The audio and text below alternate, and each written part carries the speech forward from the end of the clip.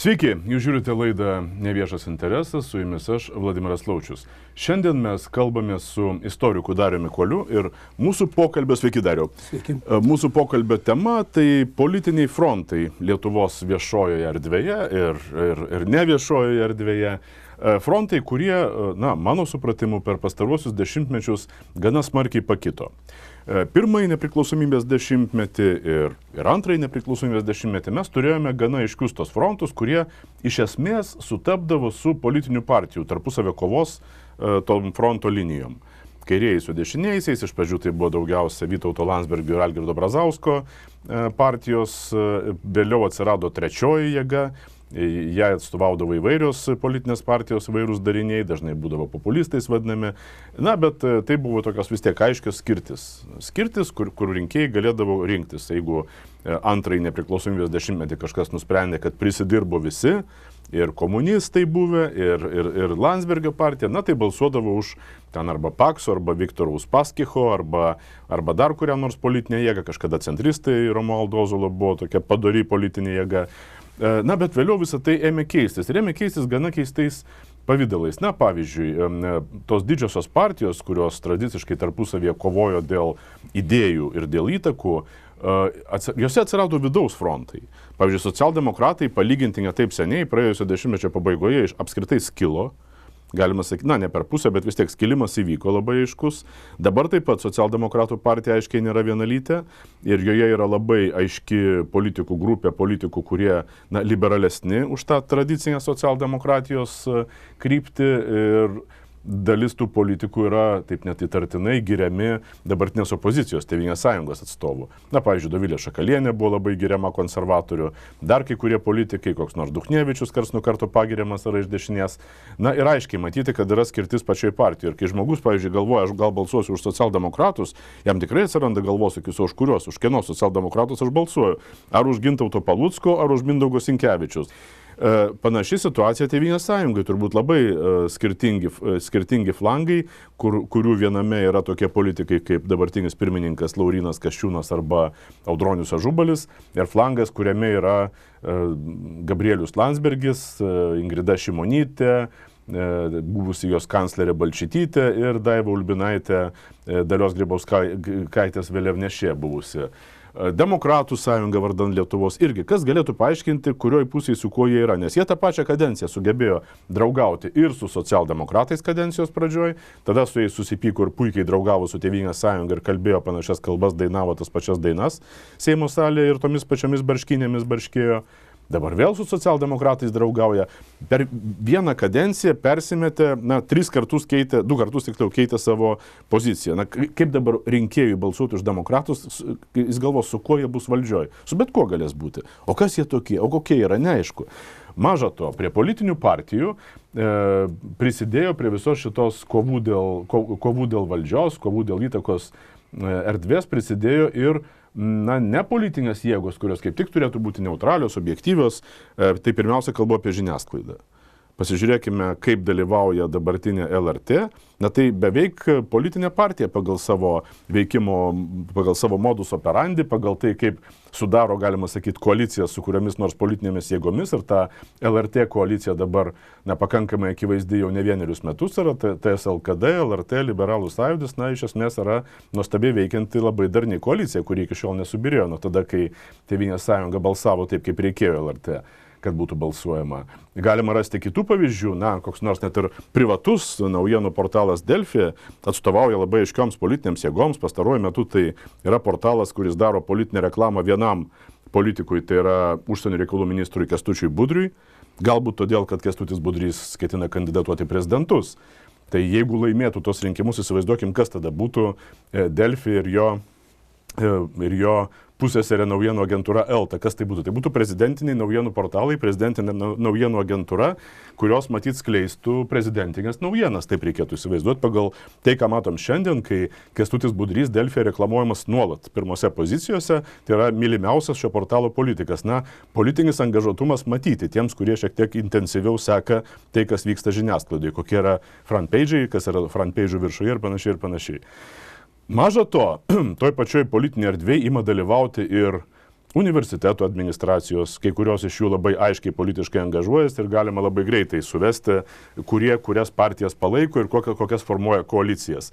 Bendradarbiauja su kitais politiniais veikėjais, tokiais kaip ta pati LRT jau minėta, kuri neturėtų būti politikui už mūsų visų mokesčių mokėtojų pinigus, bet yra. Tai štai visi šitie procesai, jie tikrai turbūt labai nemenkai apsunkina piliečiui apsisprendimo galimybę. Kaip balsuoti, už ką balsuoti. Ir svarbiausias klausimas, kodėl? Nes tie frontai, paaiškinti juos galėtų nebent Dalios Grybauskaitės kažkada pasakyti žodžiai apie jos kolaboravimą su sovietų valdžia jau Lietuvos nepriklausomybės aušros metu, kad mes kariavome savo mažosius karus ar kažkaip panašiai ten pasakė. Ir dabar atrodo, kad visos šitos jėgos, kurias minėjau, kariauja tos savo mažosius karus ir rinkėjai dabar turi įlysti į tą mažųjų karų erdvę, kad suprastų, ką jiems rinktis ir kodėl rinktis. Dariau, ar sutinki su šita tokiu vaizdu, kokį dabar nupiešiau, ir jeigu taip, arba iš dalies taip, tai kokia jo genezė, kaip jį galima būtų paaiškinti, kur link mes einam ir kodėl? Čia, Vladai, nupiešiai paveikslą tokį, šiek tiek subjektyvoką, bet tavo patirtis, tai tu stebi, tu taip matai. Bet, tokios inercijos, politinės inercijos, mažųjų karų, čia Dalios Grybauskaitės metafora tinka. Būta ne vieną kartą. Mes tokioj situacijoje esam atsidūrę. Atsiminkim, pavyzdžiui, Gedimino Vagnoriaus, Vytauto Landsbergio skilimą konservatorių partijoje, Andriaus Kubiliaus flangą Gedimino Vagnoriaus. Tie dalykai vyko taip pat. Socialdemokratų partijoje buvo Algirdo Butkevičiaus, Gedimino Kirkilo irgi grupės ir jos tarpusavio viduje grūmėsi. To yra, bet šiandien aš manau, reikėtų mums pradėti galvoti apie naują sutartį. Naują sutartį su visuomenė. Politikai yra užsižaidę.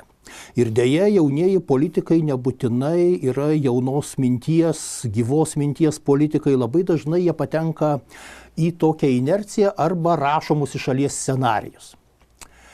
Jie nori įtikti, bet įtikti nori dažnai ne savo elektoratui, bet klausiančiam, žiūrinčiam, galią, jėgą demonstruojančiam viešojoje erdvėje.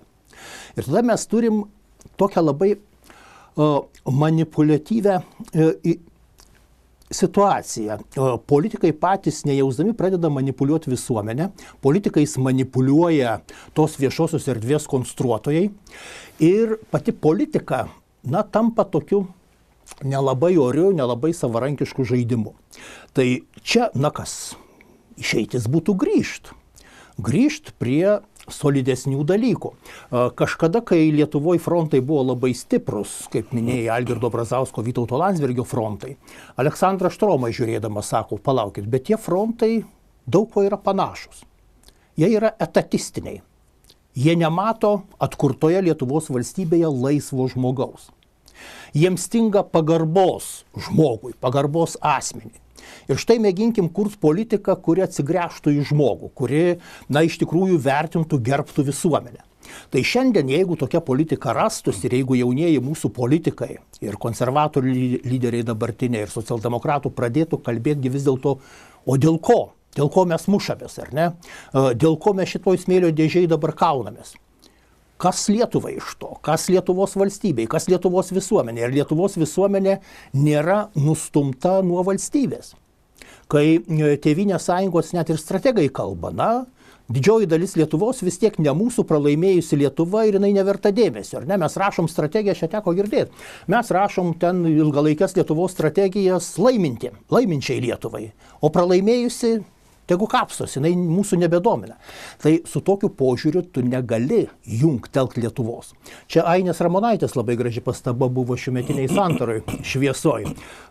Jeigu tu pradedi kalbėti arba manai esi įsitikinęs, kad pusė visuomenės yra tavo priešai, nesi saugus šitoj visuomeniai.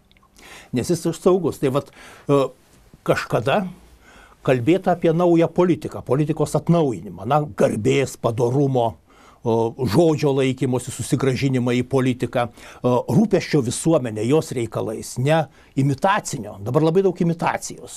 Daug imitacijos, mes daugelio atžvilgių susikūrėm imitacinę valstybę. Bet gyvenimai mūsų tai tikri šitoj valstybei. Mes neturėtume iš savo gyvenimų tyčiotis, iš savo žmonių, savo artimųjų gyvenimų, iš Lietuvos gyvenimo tyčiotis. O tokių patyčių yra labai daug. Kai pradedi žiūrėti, čia mano gerbiamas profesorius Donatas Sauka yra pastebėjęs, kad labai stiprus kamertonas yra humoras.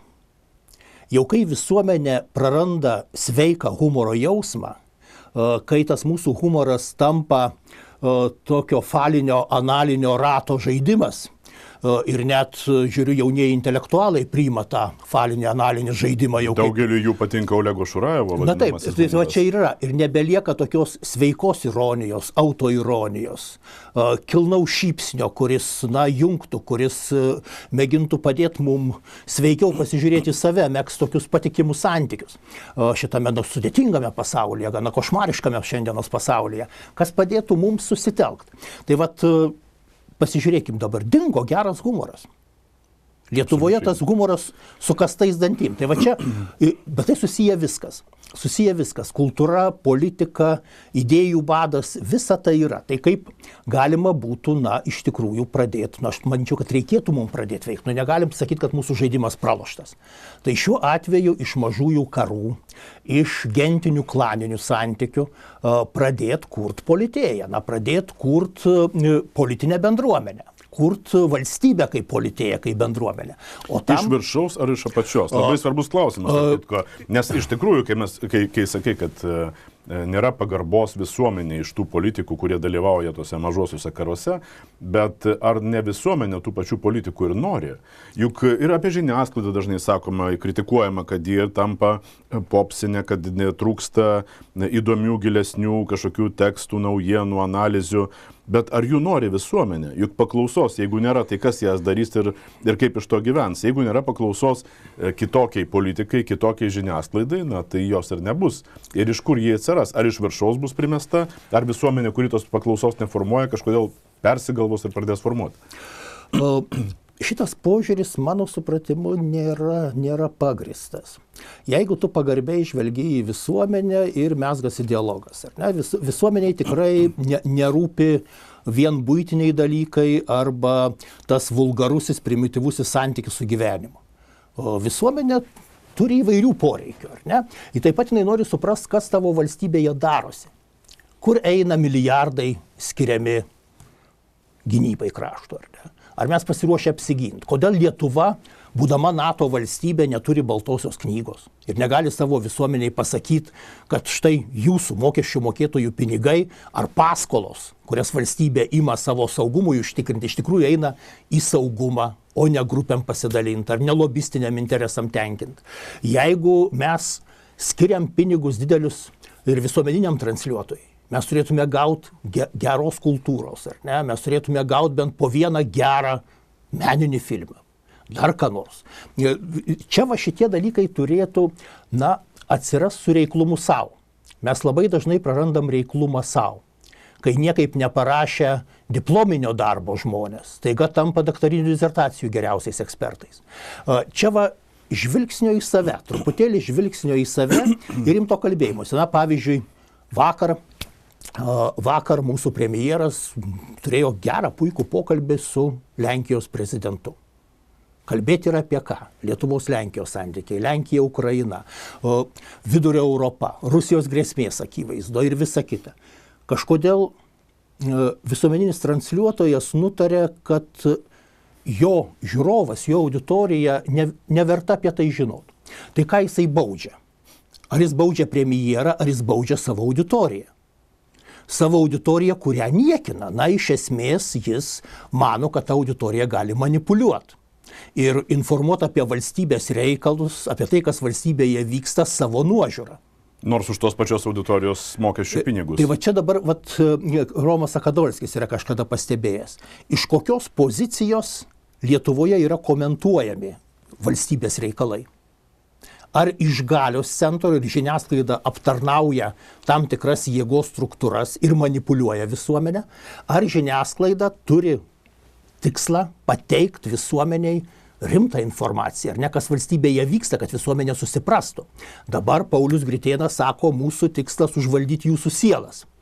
Mes norim būti sielų inžinieriai ir keisti jūsų vidaus pasaulius, ar ne? LRT programa. Bet, laisvas lietuvis pasakytų, kuriam velniam man užsisakinėt smegenų apdirbimą, ar ne? Aš noriu patikimos informacijos, aš noriu nuomonių įvairovės, aš noriu dialogo, aš noriu pilietinio forumo, kad matyčiau skirtingas pozicijas, man rūpimą klausimą aptarinėjimą iš įvairių kampų ir galėčiau suprasti to klausimo esmę. Anksčiau sielovada užsimdavo bažnyčia, o dabar, kaip suprantu, Paulius Gritėnas norintis tos funkcijos. Ar... Ne, aš skaitau deklaracijas. Aš skaitau deklaracijas, nuo kurių niekas neatsiriboja. Jos yra paskelbtos. Tai vat ir matau, kaip jos vykdomos, ar ne? Ir net, mano supratimu, yra labai negeras, pats minėjai įvairias grandis, kai iš tikrųjų net akademinės struktūros įsitraukia ir pradeda vartot, tą pačią falinę analinę leksiką, ar ne? Kur jau akademiniai bendruomeniai nederėtų. Mes matom vulgarizaciją apskritai, suvulgarinimą visų gyvenimo sričių. Nebelieka hierarchijos, nebelieka stiliaus. Politika yra ir stilius. Jeigu mes neišlaikom padaraus stiliaus, mūsų politika sukrenta, visa sukrenta.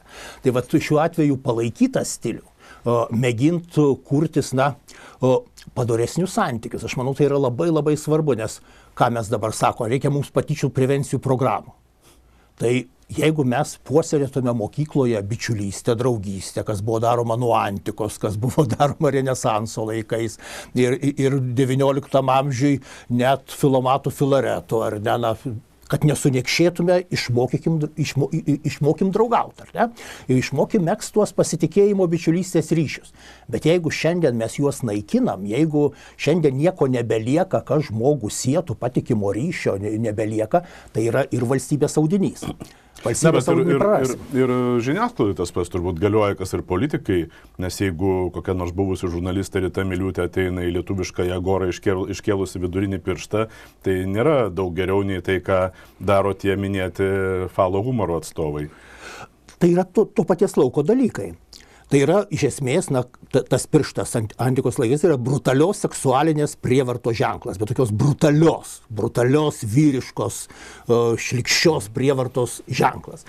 Tai mes kartais nesusimastom, bet tai yra, kaip mūsų vaikai keikėsi bjauriausiais rusiškais keiksmažodžiais, nesuprasdami jų reikšmės. Aš kartais gatvėj gražiom mergaitėm iš mokyklos einančiom išverčiu į lietuvių kalbą, jos pašiurpsta ir nueina. Bet jeigu išverstum Ritai Miliūtę, aš nemanau, kad jį pašiurptų. Gal ne, bet palikim personalijas. Aš manau, kad vis tiek šiandien būtų labai svarbu, grįžti, susigrąžinti. Labai blogai, pavyzdžiui, mūsų nusistatymas trumpom distancijom. Susmulkėjimas mūsų politikos. Tai yra tokia paaugliška politika. Šiandien dariau, nepavyko, trenkiau durim, išėjau. Pasižiūrėkim, vis dėlto partija, kuri skelbėsi esanti šviesiausia, intelektualiausia. Iš karto suprantam, kuri taip. Jai nepavyko rinkimuose, kur šiandien jos pirmininkas. Mūsų tautos išrinktas į Seimą. Jis turi priimti pralaimėjimą, toliau telkt, toliau atsinaujint, toliau bendraut, ar ne? Bet jie palieka laivą. Tai čia irgi yra elgesys dabartinis. Tai yra rimtas, įtrūkis mūsų politinėme gyvenime, kai nusiteikiama yra ilgai distancijai. Pabuvau. Kalbam apie Gabrielių Landsbergį, taip apie buvusį pirminį, ar apie dabartinį? Gabrielius Landsbergis turėjo daug gerų savybių, ar ne? Bet tas, ir Jonas Survila, intelektualus žmogus, bet štai mums nepavyko, mes trenkėm durim, išėjom, palikom vargšę Ingridą Šimonytę dorotis ir tvarkytis, ar ne, Lauryną Kasčiūną, bet tai nėra valstybinis elgesys. Tokio valstybinio orumo. Ir mes, nesam, iš tikrųjų, ką mes turim regionų merus, ar ne, kurie išeina šiandien į politiką, bet mes turim padėti jiem augti, jiems stiprėti. Tai yra Lietuvos valstybė. Tokio vaižgantiško požiūrio, ar ne, lietuviai nusilpni, tokie ir tokie, bet mėginkim kelt savo kartelę aukščiau ir kurtis pasitikėjimo santykius. Jeigu mes tarpusavį nepasitikėsim, iš kur atsiras pasitikėjimas valstybė? Šito tokio paprasto klausimyno savo. Ar aš noriu padaryti iš valstybės jaukalą ir tik pademonstruoti galę, kai buvę valstybės lyderiai pradeda klubuose sakyti, mano tikslas sunaikinti šitą valdžią, tai nėra gerai. Tai nėra gerai ir auditorijai tai atrodo priimtina ir sveikintina. Negalima šitaip daryti. Ir dar telkiantis jėgą, kuri yra tavo formuota teisėsaugoj, teismų žemutinėse grandyse. Mes iš tikrųjų pasižiūrėkime, jeigu kokią padarytume dabar objektyvę rimtą analizę mūsų teisėsaugos ir net teisėtvarkos, net teismų žemutinės grandies įsukimą į politiką, į jėgos žaidimus. Na, tai vyksta? Aš matau daug požymių ir stebiu ir kiek patirčių turiu dirbęs ir prezidento institucijai, kada aš matau tą žaidimą. Ir tai nėra labai gerai. Ne tik labai gerai, tai yra labai blogai. Ir čia į kažkokią savigarbą, institucinę savigarbą reikėtų apeliuoti. Ir tų žemutinių grandžių teismų, ir lygiai taip pat prokuratūros, ir STT, ir visa kita, turim gerbti savo valstybę. Mes esam vis tiek tos valstybės dalis. Ir tada ta valstybė darysis labiau civilizuota. Ir dar ko reikia, aš suprantu dabartinius į rinkėjus, kurie gali labai rimtai nusisukti. Jeigu jūs elgiatės ciniškai, mes su jumis irgi elgsimės ciniškai, ar ne? Mes jūs bausim. Mes atrasim dar atgrasesnį ir chamiškesnį tipą, kuris jūs nubaus, ar ne? Mes jo rankomis jūs bausime. Galima bausti Žemaitaičių, galima po Žemaitaičio nubausti dar labiau už tai, kas padaryta. Taip, galima dar kokį radikalesnį žmogų, dar pajėgesnį, ar ne? Kalbant apie Žemaitaitį ir tą sprendimą, galbūt šiek tiek nukrypstų, bet tema ta pati iš esmės. Ar sprendimas bausti Žemaitaitį už pažiūras paties manimų yra pagrįstas ir taip ir turėtume elgtis Lietuvoje ir tai turi būti teisinga, ta, kaip sakoma, geroji praktika? Remigijaus Žemaitaičio istorija yra tokia rimta ir pamokanti.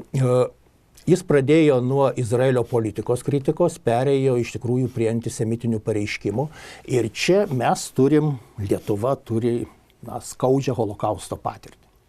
Ir čia politikas, aš suprantu Amerikos politikus, kurie gali sau leisti ir didesnius dalykus negu Žemaitaitis. Bet Lietuva su savo patirtim, ji negali leisti ir politikų lygmenį net ir buitinio antisemitizmo. Čia aš sutinku su nuostatom, kurios į Žemaitaitį žvelgia labai griežtai. Mūsų politikai neturi išsitraukti antisemitizmo, kad ir buitinio kortos. Čia turi būti tam tikros ribos. Bet Žemaitaičio atveju ir suveikia mūsų valstybė, suveikia prokuratūra, suveikia visas tas mechanizmas.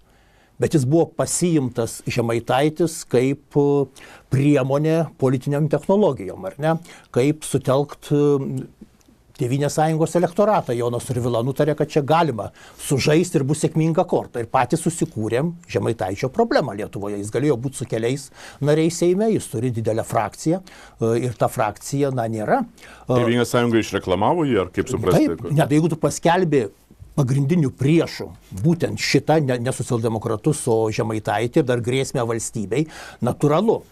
Tiem, kuriem tu įsipikai, kurie nesugeba atrasti solidarumo ryšių su Tėvynės sąjunga, ieško radikaliausio priešo. Radikaliausias priešas įvardintas.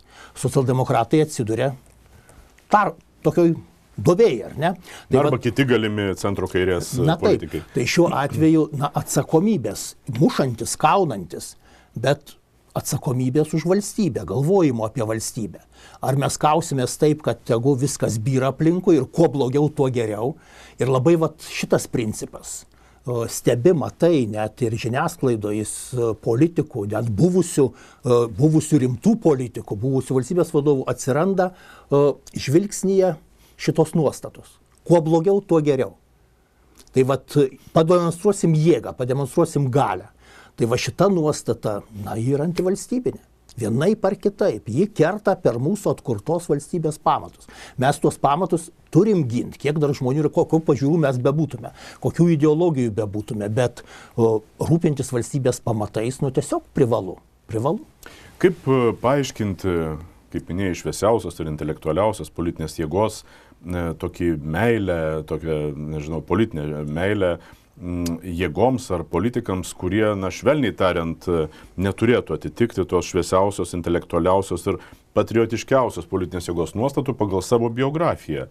Šiandien nekartą jau minėjom Dalią Grybauskaitę ir jos pasakymą apie tai, kad nepriklausomybės aušroje tai, ką įveikė kolaboruodama su sovietais, tai buvo irgi kažkodėl tai Lietuvai naudingas darbas. Čia galima būtų prisiminti Algirdo Brazausko pasakymą ir tada dirbome Lietuvai, tai ji pasakė kažką panašaus. Bet Brazauskas yra tos kohortos nekenčiamas, o Grybauskaitė ne tai, kad mylima, tiesiog garbinama.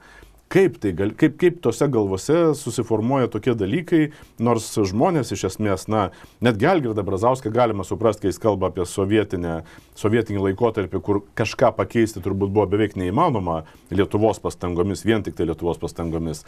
O Dalia Grybauskaitė, kalbėdama apie tos savo tariamus mažosius karus, kalbėjo apie laikotarpį, kai pokyčiai jau vyko, bet jį kažkodėl jos nereagavo taip, kaip jos reagavome mes tais metais. Kaip suprasti šitų šviesuolių požiūrį į Dalią Grybauskaitę ir jos garbinimą ir jos tą kultą atsirandantį Lietuvoje? Tai irgi nebrandžios politikos, mano supratimu, nebrandžios, nesavarankiškos politikos rezultatas ir pastangos manipuliuoti žmonių emocijomis, savo pačių emocijomis. Tai tam tikras šeimininko noras. Net mūsų intelektualūs jaunuoliai galvoja, o kasgi šitą chaosą Lietuvoje sutvarkys. Reikia tvirtos rankos. Ir Dalia Grybauskaitė pati neslėpė, kad to reikia Lietuvai, nes tie lietuviai, mužikų tautai, buvo tvarkomi, kieta ranka juos reikia tvarkyti. Bet tai nėra geras santykis su valstybės. Jis paradoksalus, iš tikrųjų pasižiūrėkim, mes pradedam manipuliuoti ir savo istoriją. Ir tai yra negerai. Ir kai broliai, seserys, konservatoriai mėgina šitoje savo istorijoje, kuriamoje istorijoje matyti tik vieną asmenį ir nematyti visuomenės, sudėtingos visuomenės, kuri, pavyzdžiui, grūmėsi už savo laisvę. Mes neturėtume nepriklausomybės, jeigu nebūtume sugebėję 88-91 metais veikti kartu. Ir Sąjūdis, ir Laisvės lyga, ir Kompartija. Jeigu Brazauskas būtų pasukęs kitų kelių, būtų izoliuotas ir Sąjūdis.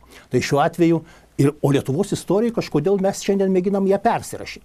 Jeigu mes persirašom istoriją, kas lieka? Mes suprimityvinam praeities vaizdą, bet lygiai taip pat galvojam, kad jeigu mes dabar atsisakysim šiandien dalies visuomenės ir įvardinsim kokį Juozą Oleką kaip prorusišką politiką, kurį reikia naikinti dabar, ar ne, ar buvusią premjerę Ruginienę kaip rusų matriošką, ar ne, kuri irgi turi būti nušluota iš mūsų gyvenimo, tai yra tas pats, kas rusų desantininkas, ar ne.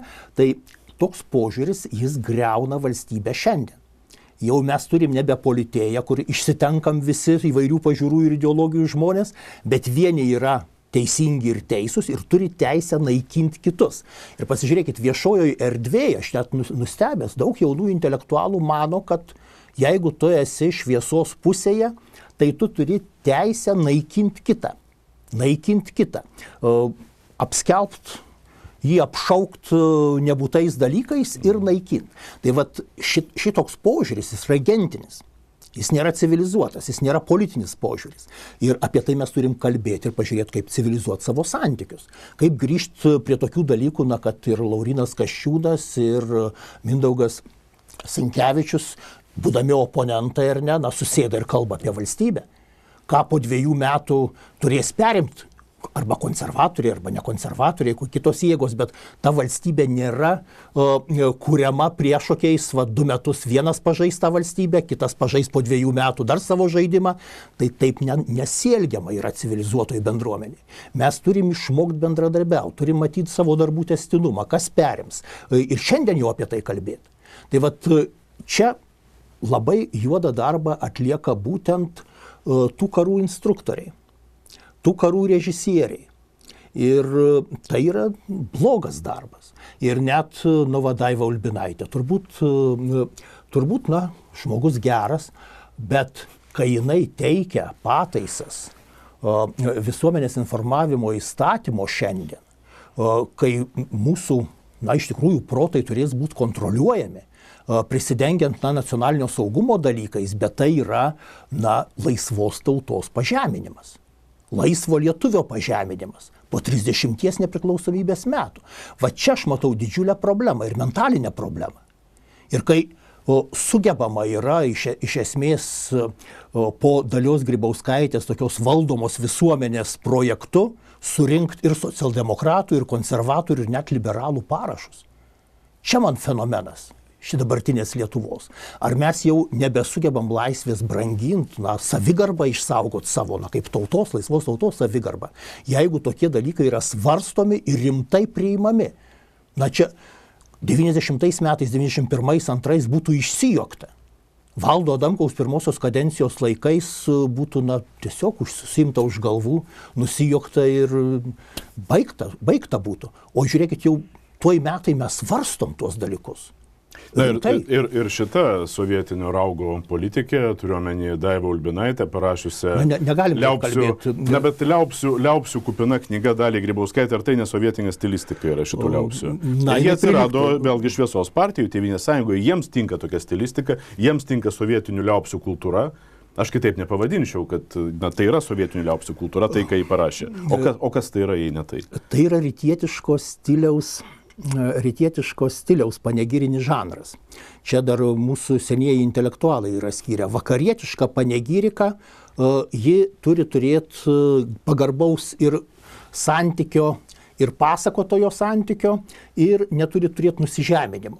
Rytietiška Konstantinopolio panegirika, jinai turi savo tradiciją, savo stilistiką, ji turi dievinti, sakralizuoti aprašomą personažą.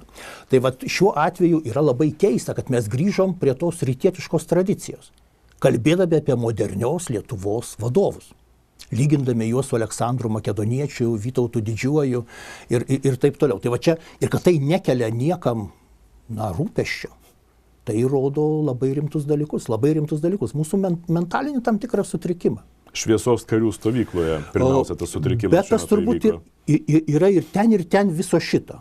Bet Ainės Ramonaitės tyrimai, man labai tos įžvalgos pasirodė svarbios, kad pačioj visuomeniai pamatinių vertybių klausimų, nepriklausomybės, santykio su Rusijos imperializmu dabartiniu nubudusiu, nėra susiskaldimo.